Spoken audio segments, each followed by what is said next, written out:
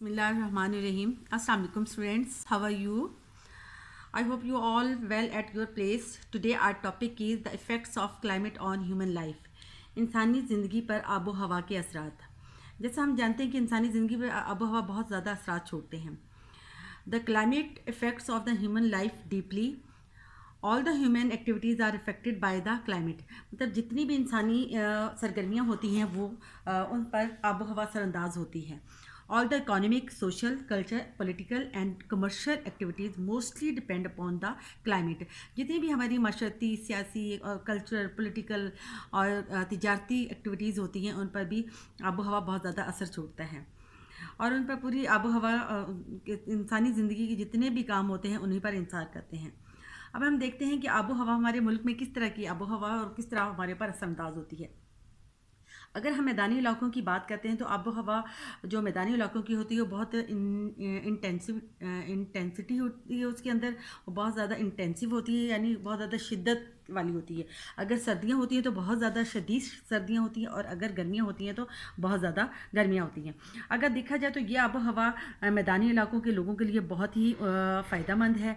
सर्दियों में बहुत शदीद जो सर्दी होती है उनकी वजह से कुछ ख़ास फसलें ऐसी होती हैं जो शदीद सर्दी में पैदा होती हैं. इसी तरह जब बहुत ज़्यादा शदीद गर्मी होती है कुछ सब्ज़ियां और कुछ फसलें ऐसी होती हैं जो शदीद गर्मियों में पैदा होती हैं. इसी तरह अगर देखा जाए तो स्प्रिंग एंड रेनी सीजन्स हमारे मुल्क में ये भी बहुत बेनिफिशियल हैं.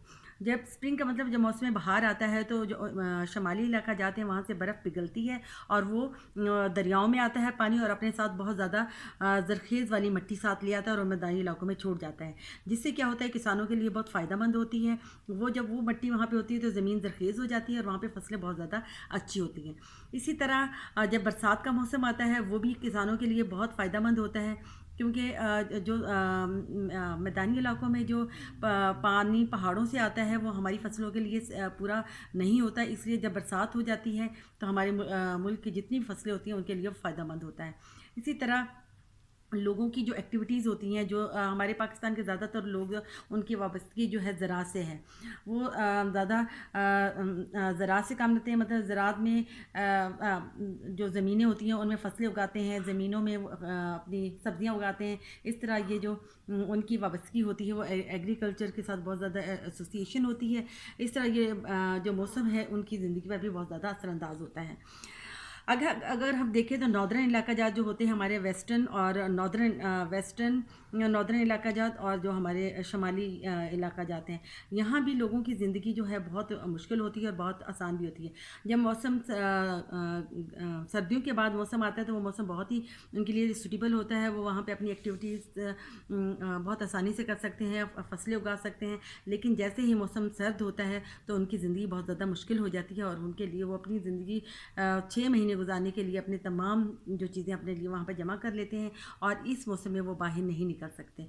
इसी तरह अगर देखा जाए तो climate of desert areas, Pakistan के सहराई इलाकों की आबोहवा का देखा जाए तो वहाँ पे बहुत ज़्यादा गर्मी होती है और खुश्क मौसम होता है. वहाँ पे पानी भी बारिश भी बहुत कम होती है, इसलिए वहाँ के लोगों के लिए बहुत मुश्किलात का सामना करना पड़ता है उन लोगों को. और extreme climate of Balochistan plateau, Pakistan में सत्ता मुस्तफ़ा बलूचिस्तान की जो आबो हवा होती है वो बहुत शिद्दत वाली होती है. वहाँ पे बहुत ज़्यादा गर्मी होती है और बहुत ज़्यादा सर्दी होती है, इसलिए वहाँ के जो लोग हैं इन दोनों मौसम को अवेल करते हैं, लेकिन उनके लिए बहुत सी मुश्किलात का सामना करना पड़ता है.